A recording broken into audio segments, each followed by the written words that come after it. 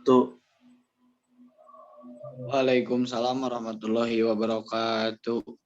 alhamdulillah, alhamdulillah, alamin. Selamat siang anak-anak. Yang Pak, Nah, semoga masih pada sehat ya dan masih pada seger. Kelihatannya Yayat seger hari ini, udah makan, apalagi yang Pak tadi habis makan di WC. boleh sekarang di bulan puasa kita maksimalkan. Tinggal 9 hari lagi. Nggak kerasa kok. Ya Oke, apa nggak kerasa? sebelum belajar, mari kita berdoa terlebih dahulu. Mangga dipimpin oleh Yayat. Sebelum kita mengawali pembelajaran pada siang hari ini, marilah kita berdoa. Berdoa mulai.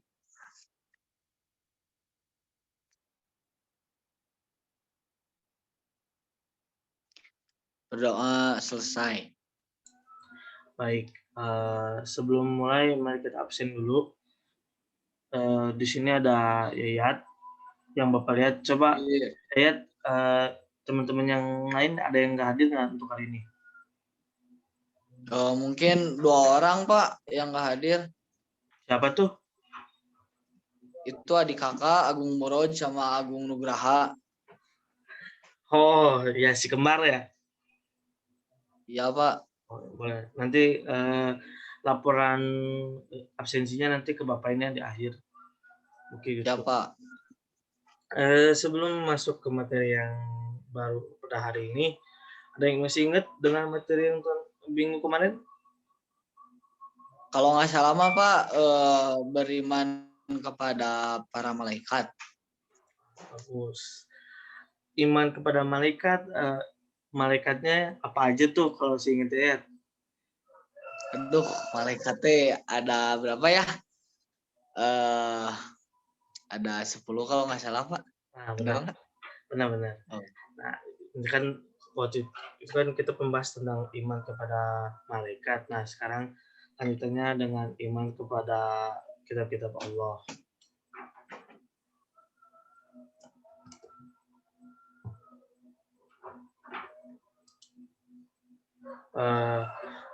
Sebelum masuk ke konsep, kita harus tahu dulu apa arti dari kata kitab. Ya, tahu apa arti dari kata kitab? Kitab itu ini Pak, suatu pedoman dari tiap-tiap agama. Itu bukan? Benar. Pasti sudah baca dulu ya sebelumnya. Bagus. Memang harus seperti Makanya itu. soalnya udah dipindahin sama Bapak. Nah, di sini maksud dari iman kepada kitab-kitab Allah adalah kita meyakini bahwa kitab-kitab Allah itu benar gitu dan diturunkannya kepada nabi-nabi yang benar. Di sini ada 4 kitab yang diturunkan kepada 4 nabi. Yang pertama ada kitab Taurat kepada Nabi Musa, yaitu kitab Taurat diturunkan di Mesir untuk kaum Bani Israel. Terus kitab ini berisi tentang 8 larangan dan 2 perintah. Lalu ada kitab Zabur, yaitu kitab Daud alaihissalam kepada Nabi Daud alaihissalam, turunkan di Darussalam untuk Bani Israel, berisi tentang pujian kepada Allah, zikir, doa, dan nasihat dan hikmah. Lalu yang ketiga ada kitab Injil yang diturunkan kepada Nabi Isa alaihissalam, turun di Yerusalem untuk kaum Bani Israel, berisi tentang tuntunan hidup zuhud dan isi kitab-kitab sebelumnya. Lalu yang terakhir adalah kitab Al-Quran yang diturunkan kepada Nabi Muhammad SAW. Diturunkan di Mekah dan Madinah untuk seluruh kaum sesudah Nabi Muhammad SAW dan sebelum Nabi Muhammad SAW, yang berisikan tentang akidah, hukum-hukum syariat, dan muamalat. Lalu penyempurnaan kitab sebelumnya. Penyempurnaan di sini yang soalnya kan kitab-kitab sebelumnya kayak Musa, Daud, terus Isa itu di zaman itu tuh kitab-kitabnya tuh masih ada yang merubah-rubahnya kayak kitab Injil sekarang di zaman sekarang itu bukan Injil yang pure Injil, jadi pure Injil yang turun dari Allah kepada Nabi Isa. Lalu Taurat bukan Taurat yang di zaman Nabi Musa, yang kitabnya tuh masih benar-benar murni di zaman Nabi Musa gitu.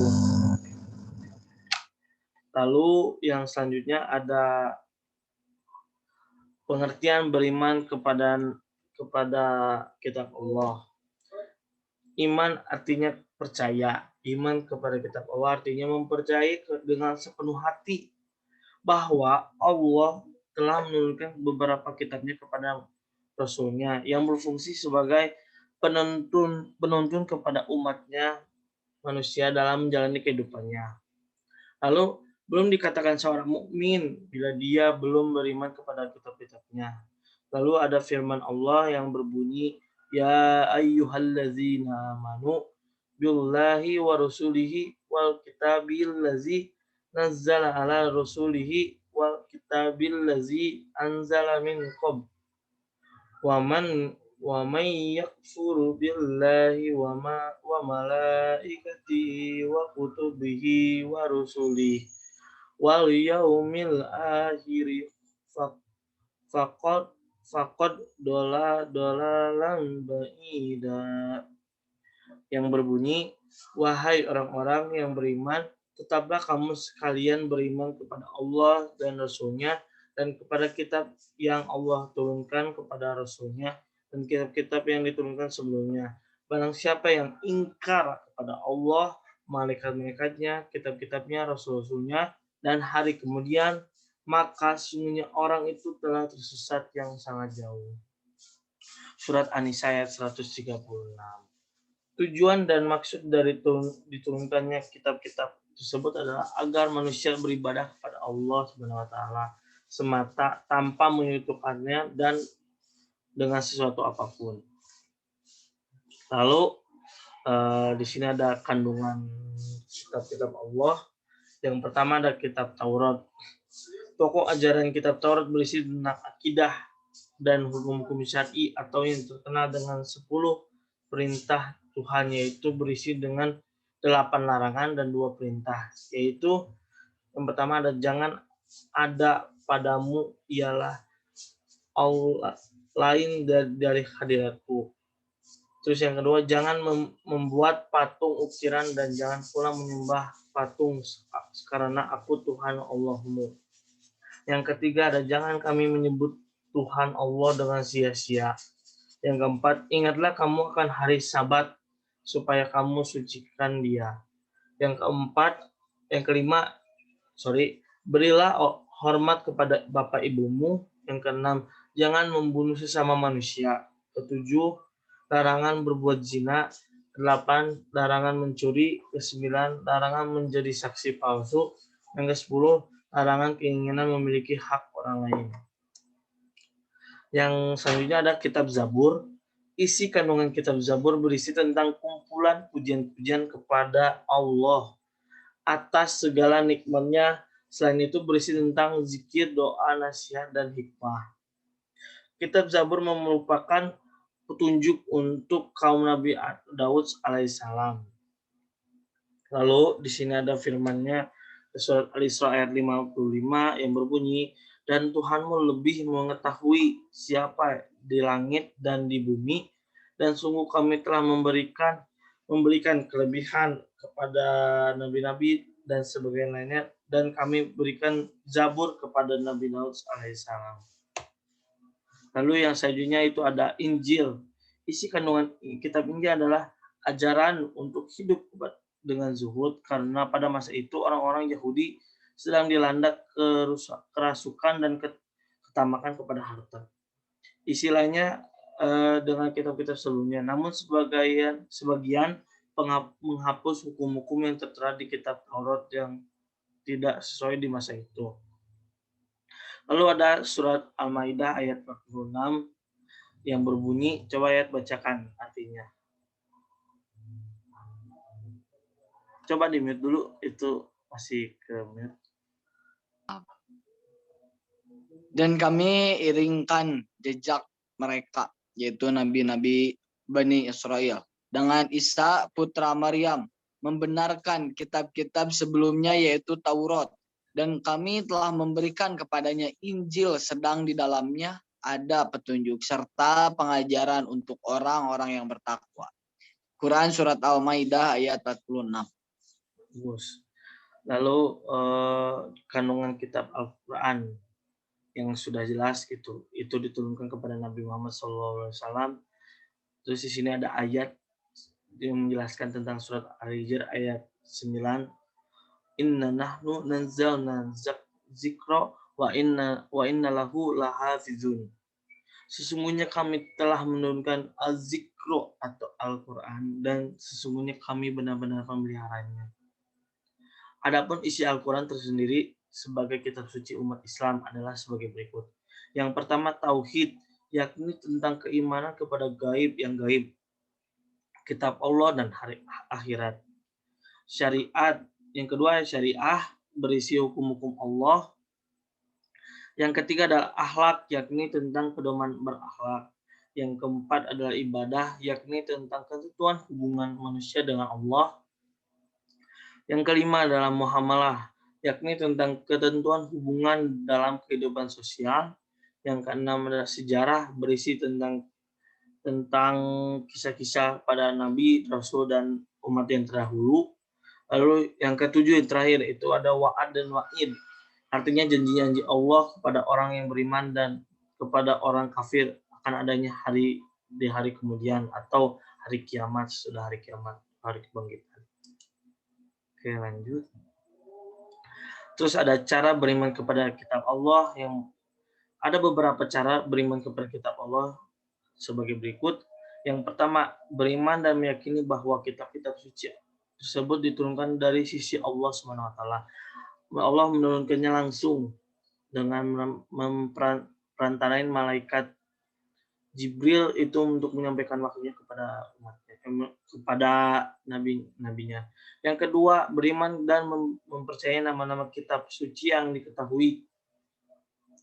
Jadi kita beriman juga kepada mempercayai kepada kitab yang terdahulu seperti Zabur, Taurat, Injil, walaupun sudah tidak ada sekarang yang pure, tetapi kitab-kitab itu ada nyatanya pada. Dan tadi juga kan dijelaskan di Quran sebelumnya, itu tuh menjelaskan tentang kitab-kitab yang terdahulu gitu. Yang ketiga yaitu meyakini kebenaran informasi yang terkandung di dalamnya dan mengamalkan kitab yang terakhir dan menghapus kitab-kitab sebelumnya. Terus bagi orang-orang yang beriman kepada kitab-kitab Allah akan mempunyai sikap sebagai berikut. Yang pertama adalah yaitu manusia akan mengakui keterbatasannya sehingga dalam menjalani kehidupannya mereka tidak sombong. Terus kedua, orang yang mengimani kitab-kitab Allah dapat belajar dari orang-orang yang hidup pada masa lampau. Dengan hal tersebut, kita bisa mengulang kesalahan orang-orang tersebut terdahulu dan mampu mengikuti kebaikan-kebaikan mereka.